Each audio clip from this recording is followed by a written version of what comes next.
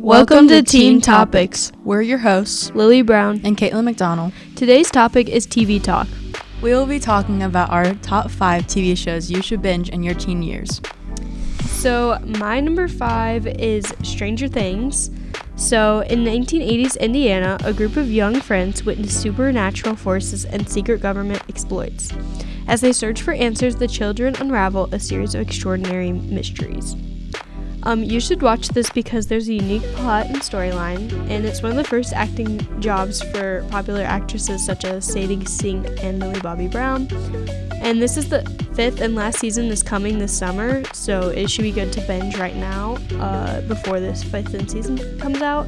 It's on Netflix if you want to watch it.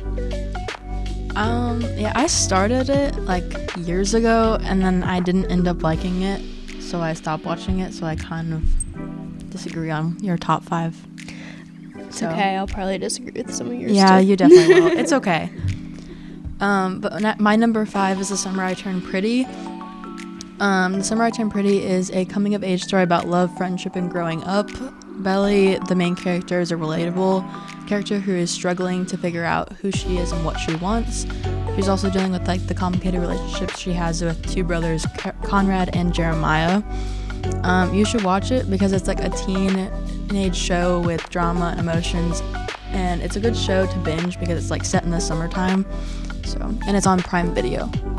The only reason I could not get into the show is because I read the books first. So if you read the books, it might be hard to watch this just because there was a lot of differences. But other than that, it was good, but it was just hard because I read the books. Yeah, I didn't read the books, so I watched the show. So my number 4 is That 70s Show. Set in the mood ring and polyester era of the 1970s, the program is a retro hip situation comedy about a group of friends on the verge of adulthood. The group lives in the suburbs of Wisconsin where they yearn for independence and amid the growing pains of becoming adults. You should watch this because it's about the teenagers in the 70s, so it's fun to see the difference of life, and it's an easy, laid-back watch. It's also on Peacock. I've heard of the show. I've never watched it. I've never thought to watch it. It just kind of seems like a very old-time show. It really isn't. It was recorded in the 90s, so it's not really recorded in the 70s, but it was good. It kind of gave the same vibes as Friends. It was just they were younger and they were teenagers. See, I like Friends. That's a good show. Okay, my number 4 is My Life with the Walter Boys. You can see a really big theme of it being a lot of books because I have a problem with that. But the series follows recently orphaned Jackie Howard, who is starred by Nikki Rodriguez. She's a teenage girl from Manhattan who relocates to rural Colorado after she's taken in by the Walters, a family of 7 sons and 1 daughter. The family is a good friend of her parents or her mom before they died. Why you should watch it is very similar to The Summer I Turned Pretty, so it has a lot of drama, a lot of emotion. The acting was really good, on screen, so it's also on Netflix. Yeah, I didn't watch this, but I did hear a lot of good things about it, especially since it was similar to The Summer I Turned Pretty, and isn't it set in the summer as well? Or it's kind of set year-round, pretty much. Yeah, it's not really it's during school, so but yeah. Summer I Turned Pretty, but the entire year. Yeah, pretty much. So my number 3 is Brooklyn Nine-Nine. Detective Jake Peralta, a talented and carefree cop with the best arrest record, has never had to follow the rules too closely or work very hard. That changes when Ray Holt, a man with a lot to prove, becomes the new commanding officer of Brooklyn's 99th precinct. You should watch it because it has good humor, and it's also an easy laid-back watch, but it does have good plot and twists every so often, so it's engaging, but it's a laid-back watch. And then it's on Netflix and Peacock. I've heard of this show. I've just never thought to watch it. I didn't even know it was on Netflix. I also don't really go on Netflix much, which is really surprising because it's one of the main watches or streaming services that people watch stuff on. But I mean, it looks good. It sounds good. I like that. Yeah. The plot sounds nice from the summary, but yeah, it's good. There's a little romance in there too. A slow burn romance. I love my romance. Yep. Okay, my number 3 is New Girl. After going through a rough breakup, awkward and upbeat Jess, starred by Zoe Deschanel, moves in with 3 single guys. Intelligent and witty Nick is an underachiever who took the bartender off-ramp on his road to success. Schmidt obsesses over his social standing and looks to Jess as a personal project. Winston is a competitive former athlete who, after realizing he will never become a pro, moves into the loft with them. Together, Jess's best friend Cece, they bond to form an unlikely and dysfunctional family. This show is a very funny watch. It has a lot of drama and emotion as well, but it just keeps you watching for so many episodes. I binged it very fast. I believe it's 8 or 9 seasons on Netflix. It was on Netflix and then it got taken off to Hulu and then Peacock. But the actors are really funny and light, and they just work really well together on screen. Yeah, New Girl is actually really, really similar to Brooklyn Nine-Nine with the feel of it, so that's kind of ironic that those both are number 3. Yeah. They actually had a crossover episode. Wait, really? Yeah, they did. I didn't even notice that. Episode, yeah. I can't remember what season. I think it was season 4 of both of the shows. So they're very similar. I also watched New Girl. This was really good. Another one with some romance in there too. Yes. Slow burn. Mm-hmm. But it is another one that's easy, laid back, but also got a lot of engaging content. Yes. Yeah. So my number 2, I mentioned this earlier, but it's Friends. So 6 young men and women live in the same apartment complex and face life and love together in Manhattan, New York City. As they're constantly sticking their nose in each other's businesses, as well as sometimes swapping romantic partners, the group always gets into the kind of comic situations that most other people never experience, especially during breakups.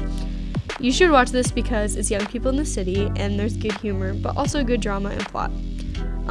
Okay, bear with me, it's on a lot of different things. It's on Prime, Max, Hulu, Sling, Roku TV, and YouTube TV, so you hopefully can watch it if you have any of those. I loved Friends. Funny story, after it got taken off of Netflix, I ended up going to the store and buying the DVDs and a DVD player off of Amazon just so that I could watch Friends. I still have the DVDs to this day. I didn't really use them that much, so it was kind of a waste of money for me. But I did really love the show. It was a really good show to watch, so I definitely recommend it. Me too. Okay, my number 2 is The Vampire Diaries. The series is set the fictional town of Mystic Falls, Virginia. It's a town charged with supernatural history. It follows the life of Elena Gilbert, a teenage girl who just lost both her parents in a car crash, and it starts to where she starts her first day of school, and she falls in love with a 161-year-old vampire named Stefan Salvatore, who thinks she's just a normal human. The show is a very easy show to binge.